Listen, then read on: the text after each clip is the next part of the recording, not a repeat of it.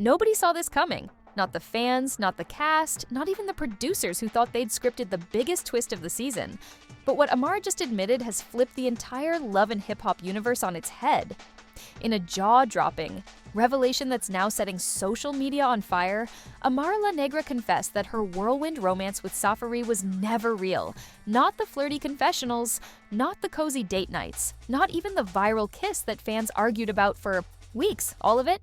Fake, engineered, cooked up for one reason only: to boost the show's ratings. Emotions are boiling over, castmates feel betrayed, viewers are demanding answers, and Safaree, he's caught in the middle of a storm he might not recover from. Was he in on it, or was he played just like the fans? And what about Amara's daughters? Were they dragged into a TV lie for clout? Sources close to production say this isn't just another reality stunt. It's a cover-up that's starting to crack. And now, with leaked footage, cast reactions, and a suspicious silence from Safaree, everyone wants to know, who's really telling the truth? The room was already tense when Amara walked in. Cameras were rolling, the crew had been tipped off that something major was about to go down. But no one expected this. Her heels clicked on the hardwood floor as she entered the set. Chin up, hair flawless, but her eyes told a different story. They weren't sparkling with their usual confidence. Instead, they held a look that said everything was about to unravel. And it did. "I need to say something," she began, barely above a whisper. The other cast members froze. Erica, sitting just feet away, raised an eyebrow. Safaree slouched on the couch scrolling through his phone, didn't even look up at first. But then Amara added, "The relationship with Safaree, it wasn't real. It was for the cameras." A gasp cut through the silence. The silence that followed was so thick you could hear a pin drop, or maybe that was just Bambi's acrylics tapping the armrest. For a few seconds, nobody moved. It was like time itself paused. "Girl, what?" Erica finally blurted out, eyes wide. Amara didn't blink. "I'm telling the truth. We planned the whole thing. The flirting, the romantic scenes, the arguments. It was all scripted. We had help from producers. They said ratings were slipping. They wanted something explosive. And they said it had to be me. The reaction was instant." Erica stood up. "You mean to tell me all that drama you started with me, the fake beef, the side glances, the jealousy, was for a storyline?" Amara nodded. "Yes." Safaree finally looked up. He didn't speak at first, just stared at Amara, eyes searching her face like he was seeing her for the first time. "So, what does that make me?" he asked finally. "A prop?" Amara's lips quivered. "No. At first, I thought it was harmless. But then, I started believing some of it. I started hoping it could turn into something real. But it didn't. You were never in it for real. And I saw that. Don't do that," Safaree snapped. "Don't flip this back on me. You just admitted you faked everything. How do I know what's real anymore?" The producers scrambled to manage the scene, but the emotions had already taken over. Backstage, one of the crew members muttered, "This wasn't in the script." What followed was a social media explosion. Clips from the confession were leaked within hours. Fans went into meltdown mode. Comment sections were on fire. Some praised Amara for finally telling the truth, while others felt completely betrayed. One fan tweeted, "I watched every single episode believing this love was real. I feel so played." Another wrote, "Amara just did what every other reality star is scared to do. She broke the fourth wall." But not everyone was angry. Some fans turned their outrage toward the network itself, accusing the producers of manipulating the cast for views. And while the noise grew online, things behind the scenes got even messier. By the next day, Amara was trending across platforms. She was invited onto a morning talk show to explain herself, and once again, she didn't hold back. "Look," she said during the interview, "this industry is about survival. The cameras want tears, fights, love triangles. And sometimes, if you don't give them that, you disappear. I did what I thought I had to do." When asked if Safaree was in on it from the beginning, she paused. "Not entirely. We discussed playing things up." He agreed. But somewhere along the way, I think he started enjoying the attention too much. We both played a part. Meanwhile, Safaree posted a cryptic Instagram story. Black background, white text. "Never trust the one who cries the loudest." Amara didn't respond, but fans dissected every word, every frame of footage. One viewer posted side-by-side comparisons of scenes, pointing out where Safaree had clearly seemed checked out or acting. "They gave us a performance," a blogger said in a viral breakdown video, "and we applauded. But now we're realizing the whole theater was a lie." Other cast members began weighing in. Bambi posted a video saying she wasn't surprised. Amara's, "Always been a performer, always on. I just didn't think she'd take it that far." Even Mamadi chimed in, saying she felt disrespected for supporting the relationship when it was just for show. And then came the twist. A leaked voicemail surfaced, allegedly from a producer, coaching Amara through a scene before it aired. The voice could be heard saying, "Cry a little, don't say the word fake yet. Let the viewers believe it's real." At least 2 more episodes. This voicemail hit like a sledgehammer. Suddenly, the focus shifted from Amara to the network. Fans demanded transparency.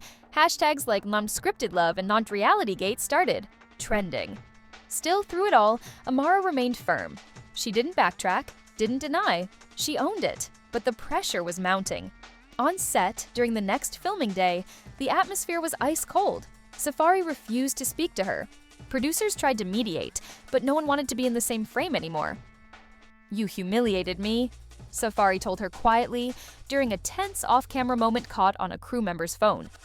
"You humiliated yourself," she replied. The clip leaked, of course, and added fuel to the fire. And just when it seemed things couldn't get more chaotic, Amara got a phone call. "I'm flying in," her mother's voice said on the other end. "You need to fix this. Now." Amara hadn't spoken to her mother in almost a week. The last conversation ended in tension, with her mom warning her that the reality show lifestyle was going to swallow her whole. Now, after the confession went viral, her mother wasn't just calling, she was coming in person. "You need to fix this," her mother repeated firmly over the phone. "You didn't. Raise yourself this way. You're better than this circus." "It's not that simple, Mama," Amara said, pacing her living room, eyes red from another sleepless night. "It started out as a storyline, and then it became everything." "You mean a mess," her mother snapped. "That man never deserved your time, real or fake. And now the whole world's watching you unravel. I'm on the next flight." Click. Amara stood frozen, phone still in hand. She didn't know if she felt relief, fear, or both. The woman who raised her didn't play games. And if she was flying in, it meant business. Meanwhile, across town, Safaree was in a rage. Behind closed doors, he'd taken the news harder than anyone knew. His pride wasn't just bruised, it was demolished. Being made to look like a pawn in front of millions was bad enough. But now, even other celebrities were chiming in. A rapper posted on his story, "Damn, Safaree got used like a promo code." Comments flooded his inbox. Memes were everywhere. One even showed a photoshopped image of him with a barcode on his forehead, captioned "Limited Time Storyline." He slammed his phone down on the kitchen counter and shouted, "This is what I get for trying to make TV magic." His cousin, who was visiting from out of town, raised an eyebrow. "You knew it was fake, man. Come on." "Yeah, but I didn't think she'd turn it into this," Safaree shot back. "I thought we were in control. Now she's sitting on daytime TV playing the victim, and I'm out here looking like a damn joke." At the same time, producers were scrambling to save what they could of the upcoming season. Internal meetings were being held. Damage control was in full effect. "Can we pivot the storyline?" one exec asked. "Only if someone else volunteers to have a public breakdown," the showrunner muttered, and then came Amara's mother. She arrived unannounced to the filming location. Hair pulled back, lips tight, eyes sharper than any line producer in the building. She walked past security like she owned the place and made a beeline for Amara's dressing room. When the door opened, the look on her daughter's face said it all. "We're going home," her mother said. "I can't." "Not yet," Amara whispered. "Yes, you can," her mother insisted. "You already blew up the illusion. There's nothing left to protect but your dignity." A tear rolled down Amara's cheek. "I didn't think it would go this far. I just wanted to stay relevant." Her mother's voice softened. "Baby, relevance without truth is just noise. And you're better than noise. You're better than noise." Outside the room, a mic pack was still live. Someone had left the channel open, and the entire exchange was overheard by the producers in the control room. "Get that?" one of them said urgently. "We need that on the next episode." But that wasn't the only thing getting recorded. A crew member, frustrated with the show's direction and feeling guilty about how much had been manipulated, anonymously leaked a folder of behind-the-scenes footage. One clip showed a producer literally handing Safaree and Amara a script. "Make sure you cry around the 12-minute mark," the producer could be heard saying, then storm out. Viewers love exits. The leak went viral in less than 30 minutes. Suddenly, the network wasn't just dealing with angry fans, it was facing media scrutiny. Articles popped up everywhere. Headlines read, "Reality TV exposed." Love and hip-hop couple admits to faking relationship for ratings. Amara speaks her truth, but did producers push too far? And the worst one, how much of your favorite reality show is actually real? You may not like the answer. In this midst of the chaos, Erica held her own live session. Fans expected her to go in on Amara, but instead, she surprised everyone. "Look, we've all done stuff for the cameras," she said. "Some of us just aren't bold enough to admit it." Still, she didn't let Amara off the hook completely, but if you're gonna fake something like love, at least don't drag people's names through the dirt in the process. "I had real feelings, real drama, and now it all feels like a damn circus act." The comment section blew up. Viewers were now turning on each other, picking sides. Team Amara, Chazzer teams Safaree, Chazzer team reality. As for Safaree, he decided to confront Amara. Face to face, cameras or no cameras. They met at a closed restaurant, one of the locations they used to film their date nights. The same place where they once staged their first kiss for the camera crew. He walked in first, pacing, waiting. Amara arrived 10 minutes later, guarded, unsure of what kind of confrontation this would be. He didn't waste time. "Why didn't you tell me you were going to expose everything?" he asked, voice low. "I didn't plan to," she said, "but I was drowning in it. I felt like I was becoming someone else. And I knew, if I didn't say it now, I never would. You made me look like a fool. We made each other look like fools." Safaree shook his head. "You think this ends here? You think this confession clears you?" Amara stared him down. "No, I don't think it clears me, but it frees me." For a moment, there was silence, the same kind they shared before every take, the same breath-holding pause before they acted in love. Only this time, there were no cameras, no cue cards, just two people sitting in the wreckage of something. They built together and destroyed together, and as they sat in that quiet, a new phone alert buzzed. Another cast member had posted a reaction video, and it was about to blow everything wider open. The notification ping on Safaree's phone pulled both of their gazes down at the table. He unlocked it without thinking, and what he saw made his jaw tighten.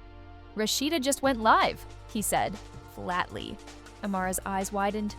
"About us?" Safaree didn't answer. He turned the screen toward her. There was Rashida, hair pulled back in a tight ponytail, face beat to perfection, but expression dead serious. She was in her glam room, sitting in front of a ring light and not holding anything back. "I wasn't gonna say anything," Rashida began, "because I figured this whole Amara and Safaree mess would die down on its own. But then I started getting tagged in posts, people asking if I knew. If I was part of it." She paused, looked straight into the camera. "Yeah, I knew." The comments exploded. Fans were typing faster than the screen could refresh. "What? She knew and said nothing?" "The whole cast is in on this." Back at the restaurant, Amara's face drained of color. "What the hell is she doing?" she whispered. Rashida continued. "But I didn't speak up because that wasn't my place. Do I think it was a smart move? No, but I understand why Amara did it. She was tired of being background noise. And sometimes when producers won't give you a storyline, you have to make one." Safaree leaned back, arms folded. "So now everyone's airing their truth, huh?" Amara was frozen. Her hands were trembling, and for the first time since this all started, she looked scared. Not dramatic, not made-for-TV scared, real scared, because suddenly, this wasn't about her and Safaree anymore. It was about all of them, the whole cast, the whole franchise, and people were watching. Later that night, another bomb dropped. A former producer anonymously emailed a gossip blog with a 3-minute voice memo. In it, he claimed that 3 years ago there had been an internal push to manufacture relationships for ratings. The producer even named cast members who had been approached. Amara was hesitant at first, the voice said. But when we told her we'd double her screen time and give her a reunion segment, she caved. The blog posted it immediately. It went viral in under an hour. Fans were outraged, but also addicted. Comments started turning dark. How much of any of this show is real? I can't believe I cried over their breakup last season. I'm done. Amara deserves an award. She fooled all of us. Meanwhile, behind the scenes, Amara's mother wasn't staying silent anymore. She called an emergency family meeting, off camera at Amara's house, and forced the cameras out. One crew member tried to sneak audio from a mic pack. It didn't go well. The confrontation inside the house was loud, emotional, explosive. "This is not who we are," her mother shouted. "You were raised on truth, not tricks." "I didn't mean to lie," Amara pleaded. "I was just trying to survive in this game. You don't understand how fast they replace you once you stop being interesting." Her mother slammed a hand down on the table. "Then maybe you don't need to be on the show." Those words cut deep. Outside the house, paparazzi were already circling. Reporters camped out hoping to catch a glimpse, a quote, anything. And that's when Amara disappeared. She stopped posting, turned off comments, skipped a filming day, rumors flew. Amara's quitting the show. She's been suspended. Safaree filed legal paperwork to distance himself from her name. None of it was confirmed. But one thing was clear: Amara was spiraling. But then, just when fans thought she was done, she returned. Not with a post, not with a live, but with a sit-down interview, unfiltered, unedited, no glam team. The video dropped on a Sunday afternoon. "With no warning, I've made mistakes," she said directly to the camera. "Big ones, and I've hurt people. I let the pressure of staying relevant turn me into someone I didn't recognize." She took a deep breath. Yes, the relationship was staged, but the emotions weren't always fake. I cried real tears. I had real hopes, and I lost real friends. She looked off camera for a moment, then added, "I'm not asking for forgiveness. I just want people to know that even reality stars break." The comments poured in, some supportive, some brutal, but all watching. And while Amara faced the music, another twist was quietly brewing behind the scenes. Because what no one knew, not yet, was that someone on the production team had been secretly recording internal calls. And one of those calls revealed something no one expected. Safaree might have been planning to expose everything before Amara ever did. The leaked audio wasn't long, just under a minute. But it was enough. Safaree's voice, unmistakably casual, but laced with strategy, could be heard saying, "Look, man, I might just go ahead and flip this whole thing before she does. Get ahead of it, get the sympathy, trust me. If the fans think I was used, boom, I win." The silence that followed in the recording was almost louder than the words. Then, a second voice, unknown, maybe a production assistant, said, "Won't that make you look like you were lying too?" Safaree laughed. "Bro, this whole show is lying. At least I'll be the first to admit it before she does." The moment that audio hit the internet, everything shifted. Suddenly, the narrative turned.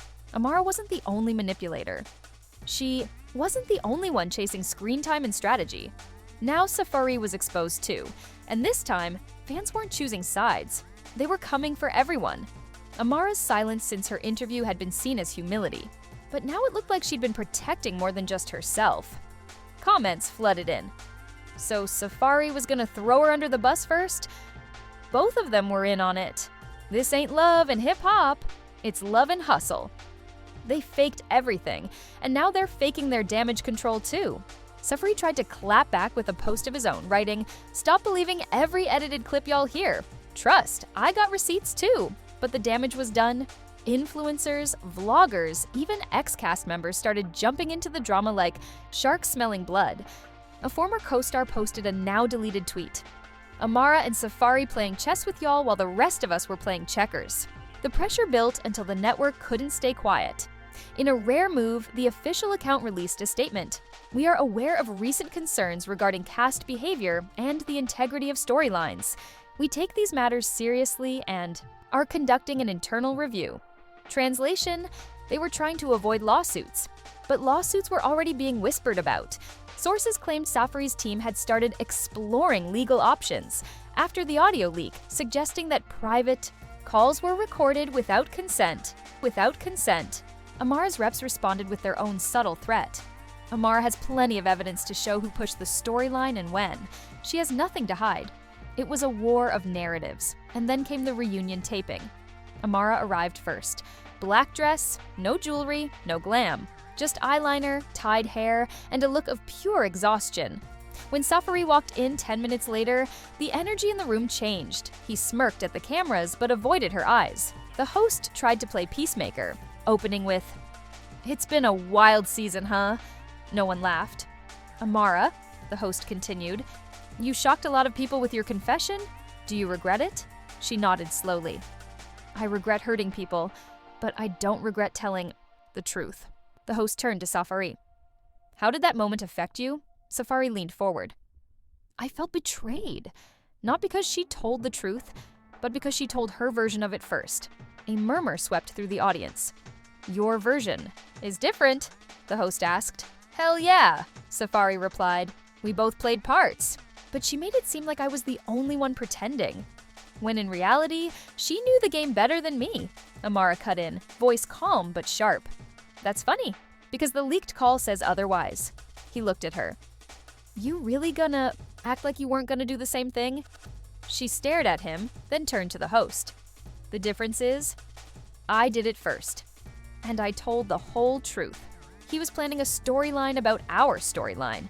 The tension snapped. From the audience to the cast members seated in the wings, everyone was locked in. And then the host dropped the question everyone had been waiting for. Was there ever any part of the relationship that was real? Amara hesitated. Safaree didn't. For me?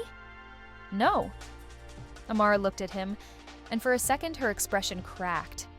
Not for the cameras, not for the crowd, just for herself. "There were moments," she said. "Small ones. That felt like maybe, just maybe, if we stopped performing, we could be something real." Safaree looked away. The host nodded. "And now?" Amara smiled sadly. "Now? I'm done pretending." Just as the taping wrapped, cameras still rolling, a producer handed the host a phone. A new clip had just gone viral. It was a behind-the-scenes moment from a past episode, one fans had never seen. In it, Amara and Safaree are caught off guard between takes, laughing, holding hands, completely unaware they're being filmed. No scripts, no direction, just real chemistry. Fans immediately began arguing online. Wait, was that part real? This whole thing has layers. What if they actually fell in love for a second and didn't know what to do with it? The theories swirled. But back at the reunion set, the cast was already packing up. Amara walked off stage alone. Safaree stayed behind to film his solo segment. They didn't say goodbye, they didn't look back. And just when producers thought they had their ending, Amara's phone buzzed. It was a message from an unknown number. "You weren't the only one faking. Ask him about Jamaica." Amara stared at the message on her phone for a long time. The words didn't make sense at first. She scrolled up. There was no history, no name attached, just one line from an unregistered number. "You weren't the only one faking. Ask him about Jamaica." Jamaica! The word hit like static. A trip. They never aired. Something that wasn't meant to be part of the storyline. Something personal. Or at least, it was supposed to be. 2 months before her public confession, Safaree had asked Amara to take a quick break from filming. To get away. Clear their heads. Just the two of them. No glam squad, no script, just beaches and vibes. She agreed, thinking maybe, just maybe, there was something underneath the fakery that could become real. They'd gone to Montego Bay, spent 4 days in a quiet villa. No cameras, no posts, nothing public. And on the last night, they'd stayed up talking under a palm tree, sipping drinks and watching the waves. "What if we dropped the act?" Safaree had said that night. "Just stopped lying." "Would you even like me if the cameras weren't there?" Amara had asked. He'd smiled, slow and soft. Maybe more. She'd believed him. But now, the message. She opened her laptop, logged into the shared folder the network had given them for behind-the-scenes materials, searched Jamaica. Nothing. She searched Safaree's name, clicked, a few cached media files. Still nothing. Then, just before giving up, she opened a mislabeled clip titled Client B-Roll Private, and her heart stopped. There, in shaky phone footage, was Safaree, in the same Montego Bay villa. But not with her, he was with another woman, laughing, feeding her mango slices, whispering into her ear. Amara's own voice could be heard in the background, muffled. She was filming a confessional on the patio, miles away emotionally, but only a few feet from betrayal. And then, on the video, Safaree turned to the unknown woman and said something that made Amara's blood run cold. "This will make the perfect backup story in case Amara turns on me. I need the fans to see that I moved on first." Amara sat frozen. He had planned it all. Everything, even the backup plan in case she exposed him. The phone buzzed again. "Send that to the blogs. Or don't. Just know you were never the only one acting." Amara didn't reply. She sat there, broken in a way no confession could fix. Because she hadn't just played the game, she'd been outplayed in silence. The next day, without warning, she posted the video. No caption, no commentary. Just the footage from Jamaica. Fans exploded. What the hell is this? He really played both sides? Amara just posted the receipts of the century. Within hours, Safaree went dark. No stories, no tweets, not even a meme. His silence said more than any defense ever could.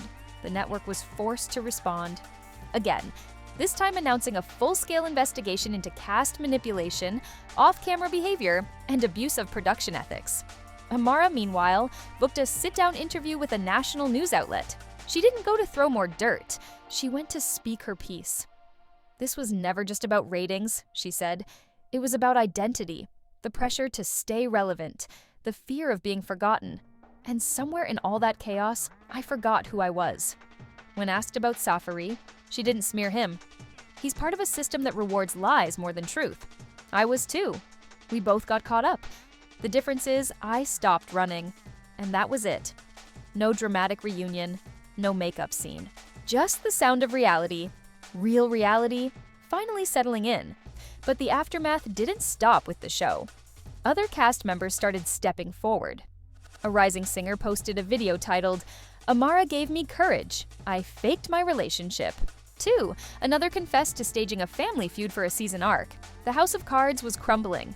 And yet, Amara was finally still. She posted a photo a week later.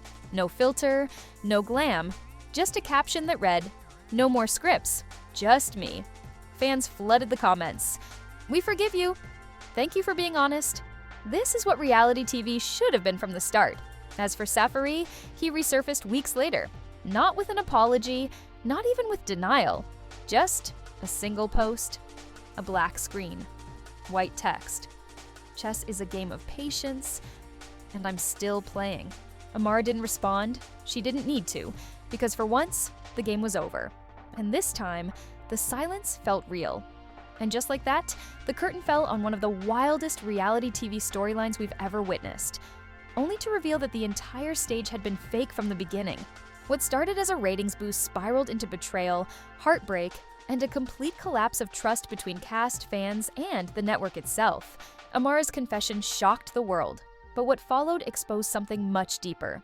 Safaree's secret plot, the Jamaica footage, and the layered manipulations weren't just about two people pretending to be in love. They revealed how far people are willing to go to stay in the